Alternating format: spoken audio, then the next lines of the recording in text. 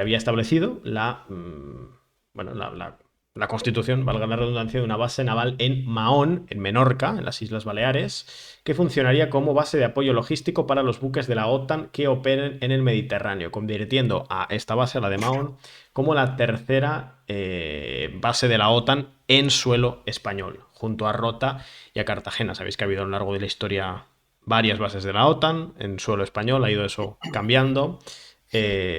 No es desde luego el momento histórico en el que más hay que decirlo, pero es importante tenerlo en cuenta y además nos va a permitir hablar de la OTAN en general.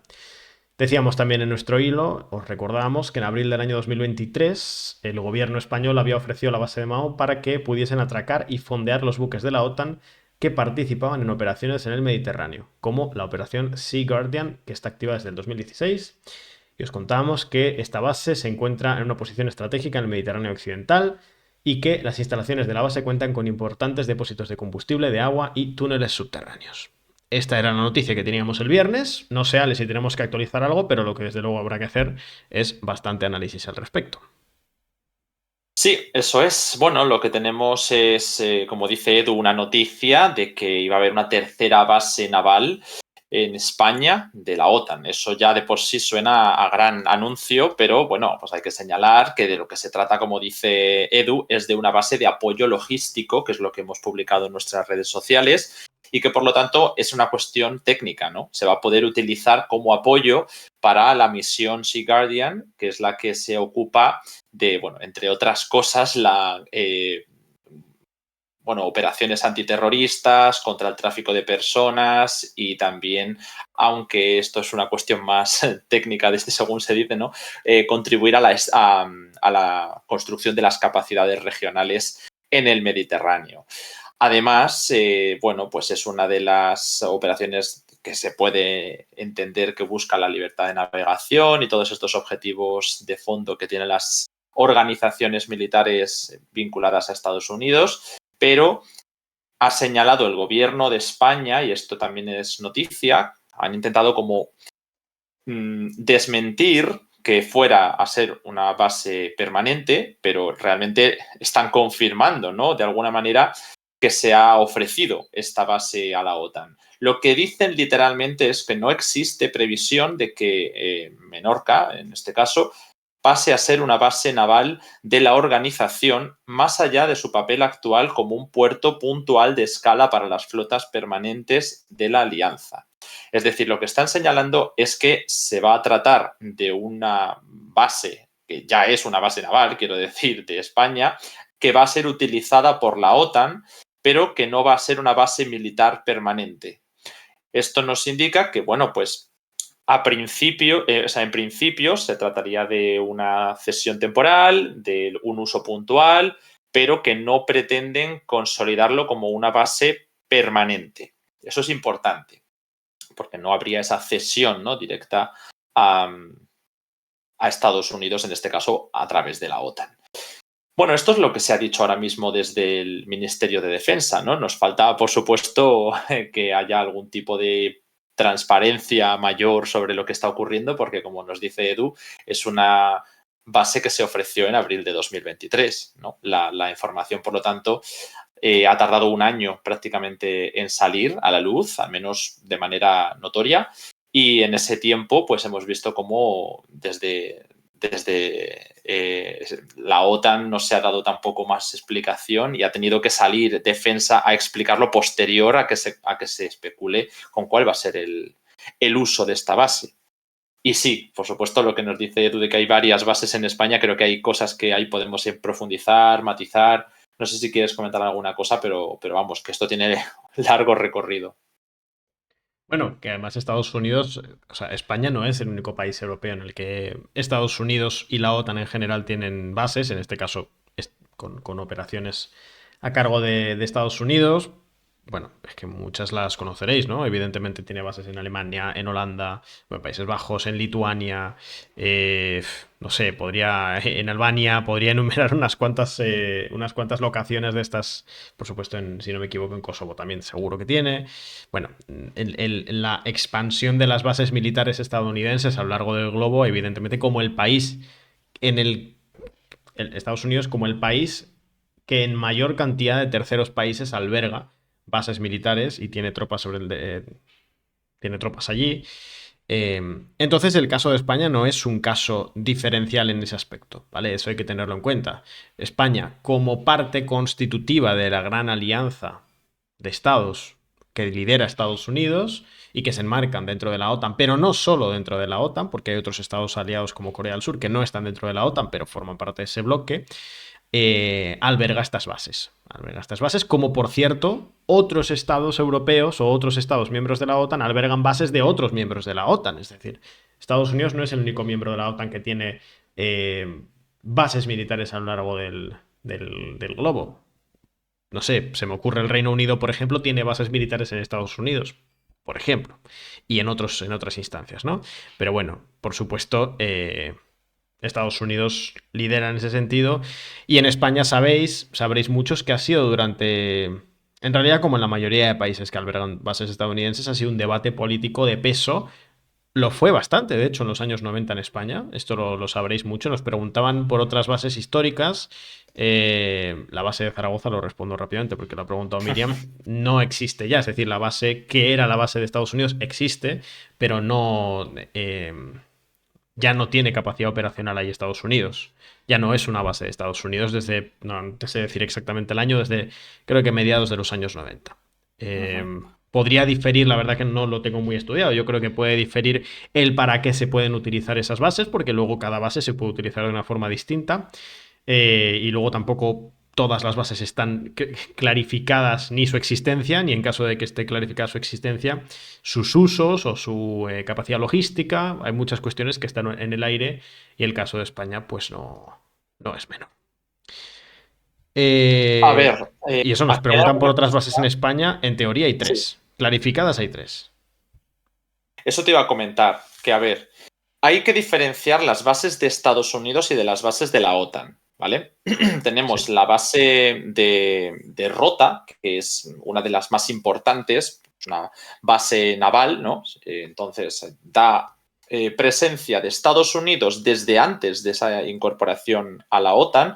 Todo esto tiene su origen con los acuerdos de Madrid que firma Franco con Estados Unidos y ahí se acaban desarrollando 4 bases militares, que son estas que nos ha comentado Edu, la de Zaragoza, la base de Rota, la base de Morón y la base de Torrejón de Ardoz. Si no me equivoco, creo que son estas 4. Sí. Posteriormente, cuando se da el paso a la OTAN, la entrada en la OTAN se produce en 1982. Si no me equivoco con las fechas, el referéndum tiene lugar en 1986. Es decir, se nos mete en la OTAN y luego ya se vota si se quiere continuar o no. Pero el continuar contó con esa polémica de que el partido que se había opuesto a la entrada en la OTAN acabó proponiendo la permanencia, ¿no? Y hubo mucha polémica con que si las preguntas estaban buscadas para que fuera un sí, con que, bueno, es que imaginaos ahora que un Estado dijera me voy de la OTAN, ¿no? Pues sería una noticia que haría temblar un poco los cimientos de la alianza.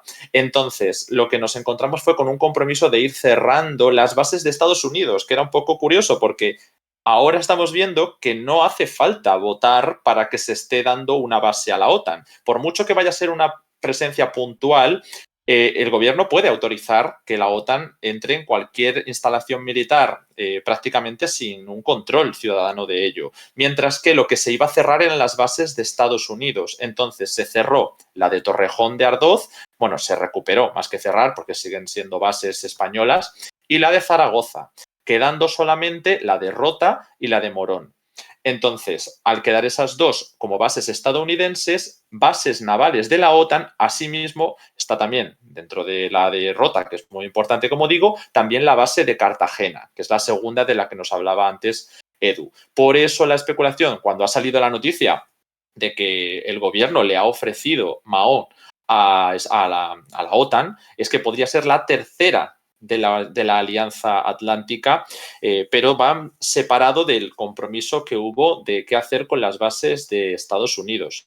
Esto es importante, porque no es lo mismo, entonces, que el gobierno tiene supuestamente un mandato para reducir la presencia de bases estadounidenses, pero al mismo tiempo se pueden dar a discreción bases a la OTAN, que prácticamente pues siguen la misma línea que las bases estadounidenses. De hecho, Rota se ha podido emplear para esa doble función. Se ha hablado incluso de que se van a ampliar las capacidades, pues no sé si era la de Rota o la de Morón, creo que era la de Rota, que ya me vais a pillar, en la que se pudiera incluso emplear para organizar operaciones militares estadounidenses en África, intentando también atraer que Estados Unidos situara la base del AFRICOM en España. Todo esto pues ha sido, por supuesto, tratado sin ningún tipo de votación por parte de ni referéndum ni prácticamente control parlamentario, ¿no? Pero bueno, igual que pasa con las entradas en la OTAN,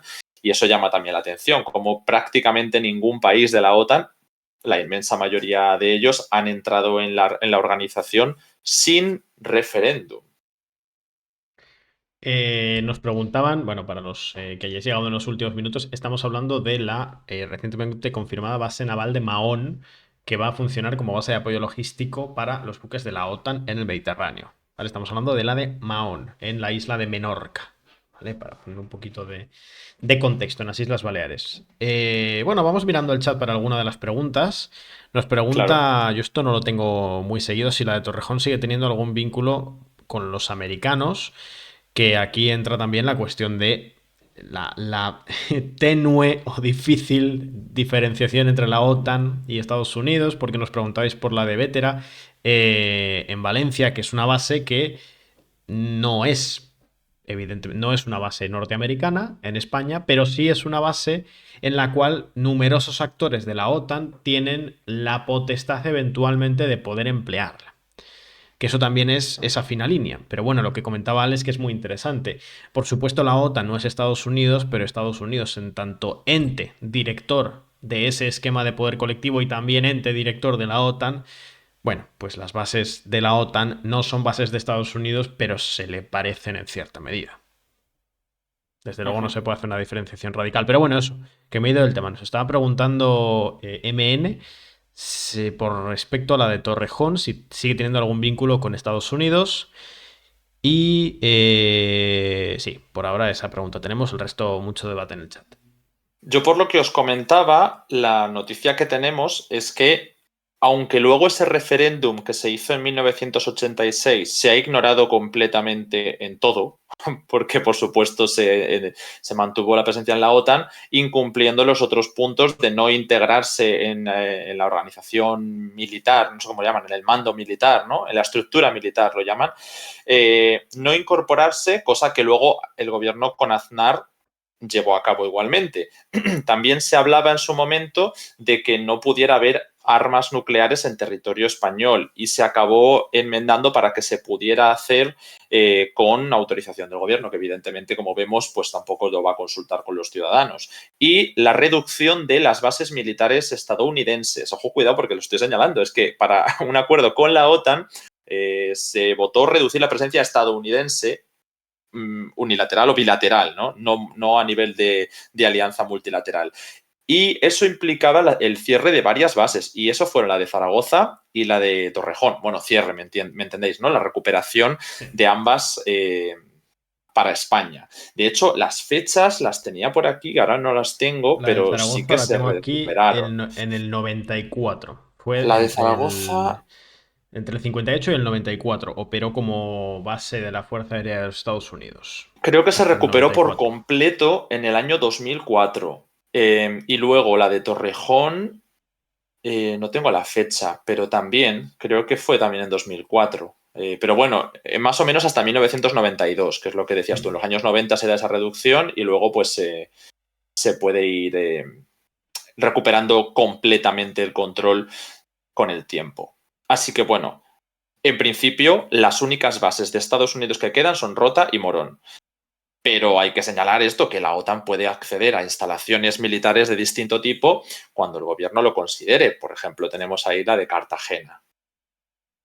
Que además era, en el caso de Zaragoza, los que vivimos aquí y tenemos contacto con gente, pues evidentemente más mayor, pues nuestros padres, nuestros tíos, figuras, ¿no? De mayor edad, nos cuentan, ¿no? La ruidera que generaba en muchos momentos esa base, que todavía la genera, por cierto, pero en aquel momento con un mayor grado de actividad, pues mucho más. Teníamos por aquí entonces, a ver, alguna pregunta. Pues mira, Astora nos dice que qué puede implicar para España esta nueva base, si podemos entrar a Ujú. eso. Y Mick Paer nos dice, esto cuenta como parte del aporte a la OTAN del 2% que piden. Esta decisión puede estar motivada por la competencia por el favor de Estados Unidos con Marruecos. Bueno, yo hasta donde sé, esto no vale para el 2% que piden, porque, quiero decir, tú, o sea, vale, el tener una base militar tiene un coste que sí que es un coste que es del PIB invertido en defensa, pero el dárselo a Estados Unidos o dárselo a la OTAN no te exime de que eso ya esté contando en el 2%, ¿no? Que no se llega desde España, pero que se busca que se siga invirtiendo en defensa. Es decir, esto no es una deuda o un pago que se le tiene que hacer a la OTAN para llegar al límite, ¿no? Al mínimo de lo que hay que gastar. No, lo que se busca es que España y todos los países gasten en su defensa para que las capacidades de todos los países no las tenga que estar compensando Estados Unidos con un pago superior para que todos los países tengan unas fuerzas armadas acordes con los estándares de la OTAN, ¿no? Sobre todo muchas de las polémicas que había cuando se quiso hacer esa ampliación masiva durante la etapa de Bill Clinton, era que muchos de los países iban a necesitar adecuación militar o algunos cambios profundos para entrar en los estándares OTAN. Eso tiene un coste muy grande, pero bueno, si ya se está haciendo un gasto en defensa desde el país, no hay una necesidad de hacer como eso, como una concesión a la OTAN. O sea, esto no es una subordinación, técnicamente. Luego eso es más debatible, ¿no? Pero que no se trata de que se le debe a la OTAN un pago y por lo tanto se le paga en bases. Eso ya es básicamente porque el gobierno considera que serían unos socios fiables y que por lo tanto pueden ofrecer todo tipo de capacidades sin pedir a cambio que se refuercen otros intereses de España. Porque quiero decir, esto por ejemplo Turquía no te lo hace. No creo que esté ahora mismo cediendo constantemente ante intereses de la OTAN sin conseguir una ventaja a cambio. Lo hemos visto con la ampliación hacia Suecia y Finlandia, lo mismo Hungría y otros países que sí que intentan rascar más ventajas para sí mismos. España, desde luego, eso no es algo que haya planteado y todas estas cesiones se hacen sin avisar. De hecho, nos preguntabais antes que si podíamos repetir la fecha. Por la información que se ha publicado, es de abril del 2023, cuando el gobierno habría ofrecido ya esta base para que se pudieran atracar los buques de la OTAN en esa operación que os hemos explicado en el Mediterráneo. O sea que es una cuestión bastante anterior, incluso cuando todavía gobernaban en algunas autonomías como Baleares, si no me equivoco, me parece que todavía entraban en fecha. Vale, a ver. Vuelvo con alguna de las preguntas que las he perdido un poquito por aquí. Mira, nos preguntan si esta decisión o si esta noticia tiene algo que ver con el discurso en cierta forma belicista que ha mantenido en los últimos tiempos algunos líderes europeos y en parte también, aunque en menor medida, por supuesto, algunos líderes en España. Y hombre, a mí me parecería sorprendente que hayan hecho toda la maquinaria del discurso para esta noticia. A mí esta noticia no me parece que tenga el peso suficiente como para que necesiten una justificación de semanas y semanas previas. Es decir, la justificación de que haya una nueva base estadounidense o una nueva base con control operacional de Estados Unidos en suelo español lleva fraguándose muchos años, desde el momento en el que se plantea la absoluta irrenunciabilidad de la adhesión de España, por ejemplo, al entramado de poder general de Estados Unidos. Entonces, no creo que tenga mucho que ver con esto. Nos preguntan también, Ale, con respecto a Sebas Trek. Este no es un directo de urgencia. No, de Pasa que última ahora en hora no abril. es. No. Ahora en abril vamos a hacer más directos. Vamos a tener alguna que otra franja extra, porque es un mes especial. Primero, porque os queremos agradecer el apoyo aquí en el canal de Twitch. Y después, porque queremos también contaros muchas novedades del proyecto en los próximos días. Y este mes de abril va a ser como un mes un poco especial para Descifra, tanto en la web como aquí en el canal de Twitch. No es un directo de urgencia en ningún caso. Pero bueno, eso, Ale, nos preguntaban esa cuestión de la posibilidad de que esté conectado el discurso bélico de algunos actores en España en los últimos tiempos, en los últimos meses o semanas, en relación a esta noticia, pero ya os hemos dicho que en realidad viene de abril del 2023. Y mientras respondes, Ale, voy Sí, a poner un momentito el mapa para que veamos a qué nos referimos cuando hablamos de Mahón, ¿no? De la base de Mahón, ¿dónde va a sí. estar? Bueno, es lo que insisto. Yo he hablado varias veces con algunos miembros del gobierno, siempre preguntando por qué se están dando todos estos aportes a la política exterior de países como Estados Unidos, que pueda tener unos intereses muy profundos, por ejemplo, en la confrontación con Rusia o en la cesión de algunos aspectos clave con Marruecos, no sé, este tipo de cesiones de instalaciones militares en general van en esa línea, pero no se está apostando, por ejemplo, ya que se está en la OTAN, una opción sería o no estar en la OTAN o estar en la OTAN. Pues si se quiere estar en la OTAN, que por qué Ceuta y Melilla no cuentan con ese paraguas militar. ¿Por qué ni siquiera en la cumbre de Madrid se hizo una clara alusión a la defensa de Ceuta y Melilla, que no costaba nada ponerlo, ¿no? Y todo el rato me responden lo mismo, que es que es un socio fiable España, hay una coordinación con los socios, que ellos hacen esto para estar en el lado correcto de la historia y también me hablaban bastante de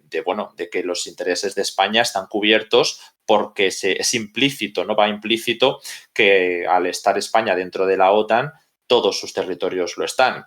Aunque sabemos, y eso por eso era mi pregunta, no era baladí, porque hemos visto en las cláusulas de la OTAN que Ceuta y Melilla no están incluidas. El único territorio norteafricano que forma parte o formó parte de la OTAN fue Argelia, cuando formaba parte de Francia. Claro, porque ese relato además lo sabéis en un momento de conflagración bélica con Rusia por parte o en el escenario ucraniano y ante la posibilidad de una hipotética participación que os hemos comentado aquí, ¿no? Que tropas de la OTAN ya hay en Ucrania, lo que pasa es que fundamentalmente son de voluntarios, pero en una hipótesis, en una hipotética situación de potencial implicación directa de miembros de la OTAN o de la OTAN en su conjunto en Ucrania, pues este relato del lado correcto de la historia, que por supuesto está en ambos bandos, ya lo sabéis aquí, pues pesa mucho. Va un poco en esa línea. Sí, el tema del belicismo es lo que digo, que en realidad, aunque hay algunas declaraciones de que España habló con, por ejemplo, el primer ministro polaco, señalando que no nos conviene tampoco demasiado que se hable de guerra en esos términos, porque en España no es algo que se entienda así, que no es una amenaza existencial como la que está ahora hablando Francia. En ese sentido, España se alineó un poco más con Alemania, siendo más escépticos con el tema de la escalada retórica belicista, pero todas estas decisiones no van encaminadas solo por el belicismo que nos has comentado, ¿no, Edu? Y en la pregunta del chat, sino que es algo que ya estaba de antes, que España ha seguido una línea de exteriores y de defensa muy cercana a Estados Unidos, muy cercana a la OTAN, y por lo tanto este belicismo pues es la coyuntura actual, pero realmente no es un cambio de ayer para hoy, quiero decir. Bueno, tenemos alguna pregunta más. Antes agradecerle a Biorri97 por esa sub con Prime, 4 meses aquí con nosotros, y a Vinche, que ha renovado por 7º mes consecutivo su suscripción aquí en el canal, suscripción de nivel 1. Ya sabéis que podéis apoyar el proyecto Descifrando la Guerra, el contenido que hacemos aquí, que hasta ayer lo hacíamos fundamentalmente casi todos los días a las 9 de la noche, pero que en el mes de abril pues vamos a tener más contenido aquí en el canal, vamos a estar más veces en directo, en más franjas, y que todo ello es posible gracias al apoyo que nos habéis estado dando y que nos vais a seguir dando, estamos seguros, durante las próximas semanas. Así que si queréis apoyar a Descifrando la Guerra, este análisis internacional, que ya sabéis que es totalmente independiente, que no dependemos ni de estados, ni de organismos internacionales, ni de partidos políticos, de nadie que nos pudiera condicionar lo que os contamos. Esa es una de las diferencias que tenemos con otros muchos medios, ¿no? En ese sentido, muchos medios de análisis internacional, pues que podéis hacerlo con los aportes económicos, tanto aquí en el canal de Twitch, que es un apoyo directo básicamente a lo que hacemos aquí en la plataforma en Twitch, con las suscripciones con Prime, que son totalmente gratuitas. Si ya tienes una suscripción de Amazon Prime, puedes suscribirte a cualquier canal de Twitch y no te cuesta absolutamente nada. Le das a volver a suscribirse y ahí vas a encontrar la fórmula para darnos ese apoyo en la plataforma. Lo que sí que hay que renovarla mensualmente, eso es importante. Cada vez que pasa un mes desde tu anterior suscripción con Prime, tienes que darle a volver a suscribirse y volver a darnos la suscripción con Prime. Y también te vas a poder suscribir por la suscripción de pago, que os la contamos ahora en un momentito, pero antes también tenéis este QR con el que podéis dar un apoyo estructural al proyecto. ¿Vale? Os dejamos aquí el enlace. Si os suscribís a la página web de Descifrando la Guerra, en alguno de los planes, no solo vais a poder acceder a algunas de las ventajas, que seguro que algunos en el chat ya accedéis a ellas porque ya estáis suscritos, sino que además vais a poder aportar económicamente a todo el proyecto. El apoyo en la página web es un apoyo total, tanto a lo que hacemos en Twitch como a la página web, al trabajo en Twitter, al trabajo en Telegram. Todo el trabajo de Descifrando la Guerra lo puedes apoyar con la suscripción en la página web, que por cierto habrá novedades seguramente muy prontito. Ahí vais a encontrar los seminarios exclusivos que hacemos cada cierto tiempo. El próximo, que veis aquí en pantalla, impartido por nuestro compañero Ángel, súper interesante, que empieza el día 5, en 4 días, y al que podréis acceder si estáis suscritos a la suscripción premium. Y también podréis acceder tanto a la newsletter semanal, que os llega todos los fines de semana a vuestro correo electrónico, como a los artículos exclusivos, que vais a poder encontrarlos también en la página web. Es contenido exclusivo, análisis un poquito más en profundidad. La mayoría de los artículos en la web ya sabéis que son en abierto, pero bueno, pues ahí vais a tener el análisis un poquito más en profundidad, más sosegado. Así que nada, gracias por el apoyo de antemano. No sé si sigues por aquí conmigo. Sé que en un ratín te vas a tener que marchar. Enseguida me tendré que marchar, pero mientras todavía estoy aquí. Vale, pues vamos, si quieres te paso una última pregunta antes de que vayamos, así me quedo yo un ratito charlando con el chat. Gracias, por cierto, a Swarp por esa sub con Prime, primer mes, pues bienvenido aquí con nosotros. Nos preguntaba, por ejemplo, la cláusula que reza que la Unión Europea tiene la obligación de apoyar a un Estado miembro en caso de conflicto, ¿tendría validez real? Sea España, sea Grecia o sea cual sea, nos pregunta Misco. Buena pregunta. A ver, sobre el papel, sí. Antes he visto a alguien que comparaba con la CSTO. Digo, claro, no se hacen referéndum para la membresía de los países de la Alianza Rusa, tampoco se hacen en su mayoría para los países de la Alianza Atlántica. Eso está así, es verdad, ¿no? Ninguno de los dos lo hace. Pero es que para defenderse, lo quiero comparar con la CSTO porque se está especulando mucho con por qué los países centroasiáticos que tienen una relación más estrecha con Azerbaiyán que con Armenia no van a defender a Armenia o no están poniendo un tono de defensa tan fuerte. Bueno, pues es que en Europa pasa igual. No es lo mismo que se dé un ataque sobre Polonia que se dé un ataque sobre Turquía. Turquía constantemente está con una política exterior diferenciada de la de otros miembros de Europa y aunque forme parte de la OTAN, es muy complicado que Estados Unidos consiga movilizar a todos esos países para que participen en una guerra de defensa de Turquía. Al final, es importante entender que se trata de una alianza, pero que todas las organizaciones supraestatales dependen de la voluntad de los estados. O sea, si llegado el caso, un país dice, pues yo no voy a participar en esta guerra, pues por mucho que la OTAN obligue formalmente a hacerlo, ¿qué haces? O sea, ese país sigue siendo soberano y sigue teniendo la capacidad de decisión. Es verdad que hay una obligación contractual, pero como insisto, si hay un conflicto entre Turquía y Grecia, por ejemplo, ya se está diciendo que no se van a meter. Si hay un ataque sobre Polonia o los Bálticos que venga de Rusia y la intención política de la OTAN fuera entrar en un conflicto con Rusia, probablemente sí se actuaría. Se intentaría cerrar filas y es un poco la presión de los decisores. Es decir, si Estados Unidos insiste en que esto se lleve a cabo, probablemente se lleve a cabo. Pero ya hemos visto que ha habido algunos impactos en Polonia del conflicto ruso-ucraniano, porque digo ruso-ucraniano porque se supone que se les han dado acusaciones a los dos actores. Y no se ha implicado a la OTAN con el artículo 5 de defensa mutua porque se ha considerado que no había una intención o incluso aunque hubiera una intención por parte de Rusia o de Ucrania, en este caso sería de Rusia, no es suficiente. Tiene que haber una intención de los países de la OTAN de escalar hacia una guerra. Entonces, en ese momento es cuando probablemente se podría aplicar el artículo 5 de todas, ¿no? Pero no es tan sencillo solo como si fuera una cláusula técnica, ¿no? A partir de aquí, todos estamos obligados los 30 a ir a la guerra. Técnicamente sí, pero hoy en día no. Es que el mundo se rige por las voluntades políticas y de los miembros de las organizaciones, es decir, de los estados. Y yo dudo que fuera la misma defensa la que se haría sobre un miembro que sobre otro.